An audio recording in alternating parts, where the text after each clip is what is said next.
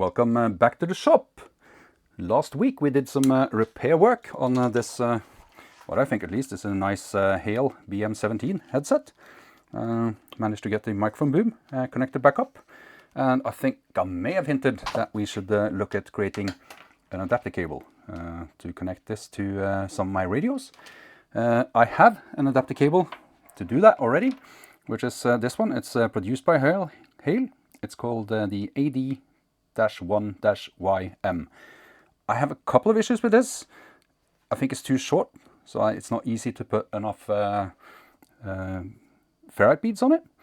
And also it uses this 1/4 inch connector for the PTT. And I do have a PTT button for that, which is this, which I got when I bought the headset. And it works, but it's big and clunky for portable work, which is 95% of the work that I do. And also this, it looks nice and small when you're sitting on a mountaintop in the cold for maybe half an hour in the pileup. It's too small. I want something bigger. So this is a two-part project. Today we are going to create an alternative cable, an alternative to this, the AD-1-YM, with a I think this is called the RCA connector. We also often call it just a phono connector. That may be a Norwegian thing. But we'll use this connector for PTT. And we'll connect up cables to connect to the microphone. And this one for PTT control. And of course, this connector goes directly into the radio. That's just for the right and left headphone. I have some printouts from a few Yaesu manuals. I'm going to put overlays on this so you can see them for real. But there are here a total of 3 different. I stopped off the 3 radios because they were all the same. Let's see. The pinout for the microphone is exactly the same. So we're going to use the 817 one for reference while we do this. I'll just fold this up so it doesn't take so much room. And this should be simple enough. This is looking into the plug, so that when we visualize this, we will just visualize, let's see, we'll pretend we put the plug in here and we will visualize this from the top to know what wires goes where. And let's start. Let's see, these ideally you want to cut. Let me zoom in. I can see if I can show you this a little bit better.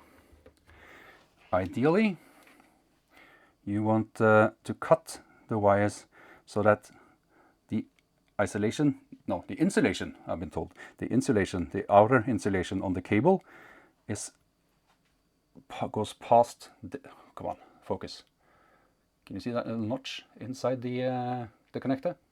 It's pretty hard when it's transparent, but if you get the cable past that, then that will be pressed down and it will hold on to the cable once you actually crimp the plug onto the wires.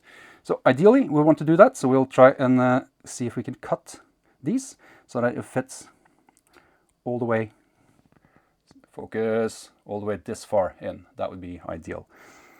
We'll do that first for the microphone connection, and then later on for the focus. Focus, here we go, for the connection for the PTT. So let's get working. Yeah, I think we can remain zoomed in for this. This seems to be able to move in at least this far. And so we will try and cut these wires right about here. We'll remove some of the insulation, and this, I learned this. I've been doing, on a hobby basis, of course, electronics since I was a kid. I learned this, my father told me this just a few days ago. If you're going to use side snips to remove isolation, don't pull this way, because if you look at the angle of the side snips, they're angled this way, so it will naturally want to let go of the wire. If you pull this way, it's flat. So it's much grippier when you want to remove the isolation. So pretty amazing. I've been doing this for at least 45 years. I've been doing electronics as a hobby. And yeah, he told me or he made me aware of this only a week ago. That's pretty cool. I'm gonna break in here because it occurs to me that when I do this with Cat5, Cat6 cable, I don't think I remove isolation. I think I just shove them in there, and these things will make connections when you force them through. I think that's what it is. So, and if that's the case, then that's going to reduce the probability of a short greatly. So let's try that. These are the center ones, and the black one should be on this side. See if we can get them into the center two holes. And yeah, are they stiff enough to that? I think they are. Let's see. You see this? Let's get some focus going. I think I got them far enough in at least. Yep, let's try it. And same thing with these. These are thinner, so shouldn't require as much force. They're supposed to go on this side. Isn't that right? Ground PTT, yes, on this side. That when they're in, there should be exactly one spot left on the side, and there is. Interesting. Let's try this. Let's just try and clamp it and see if that actually does it. Here we go. Center these and clamp it. There we go. Push it back out. Now, the interesting bit, of course, is did that make connection?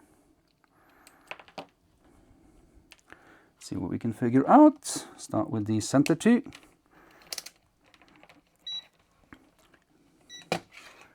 Multimeter back in continuity mode. And that means we should find, if that worked, we should find a connection to these on. Excellent, that worked. And that one. That worked too. Okay, so then it's this side.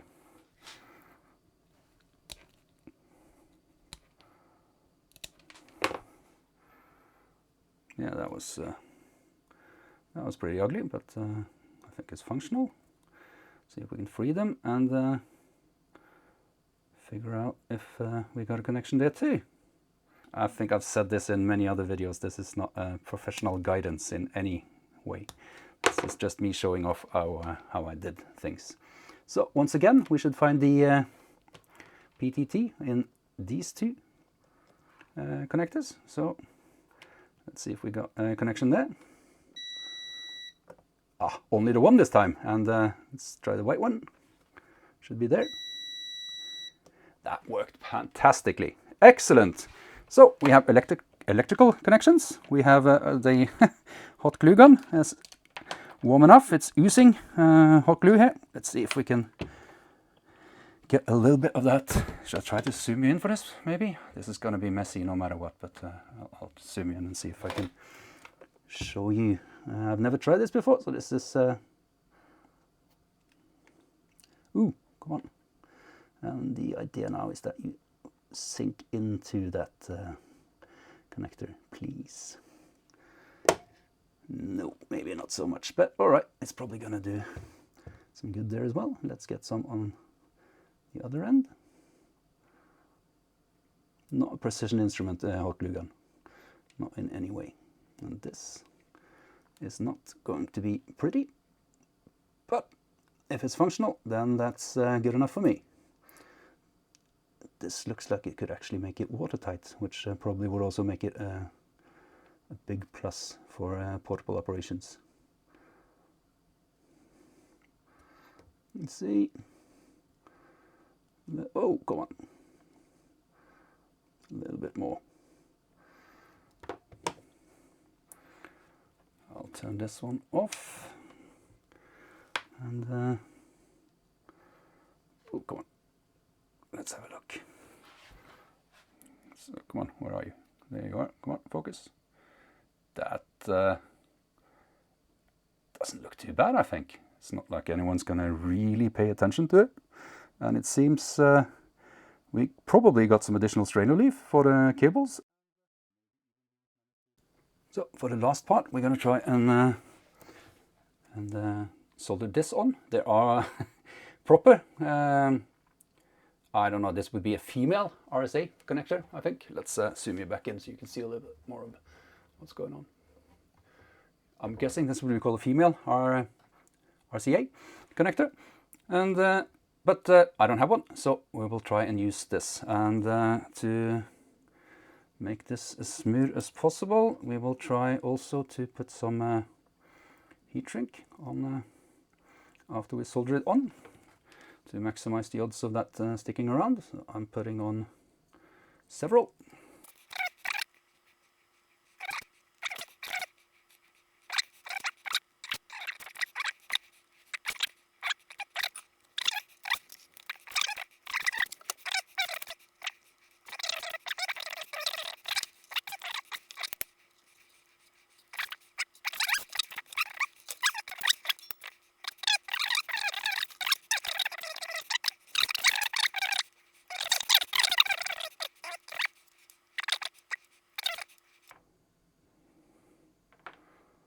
There we go.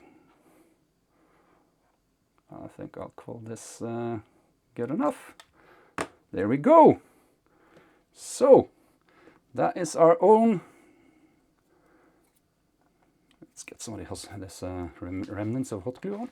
Let's see, when the hot glue is set, this actually doesn't look too bad. I think this is quite acceptable. Our own homemade cable instead of the Alpha Delta 1 Yankee Mike cable. This is an original Heil part. So this should work. I'll not bring you along. Let's zoom back up.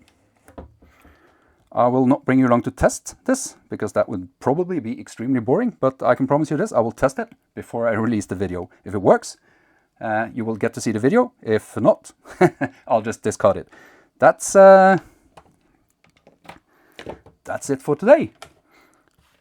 If you would like to see me build a PTT button to go in here, then please consider subscribing. I have a project going with a parametric 3D printed design that will fit different size buttons and different size hands. Let's see if I can get some more of these out to demo.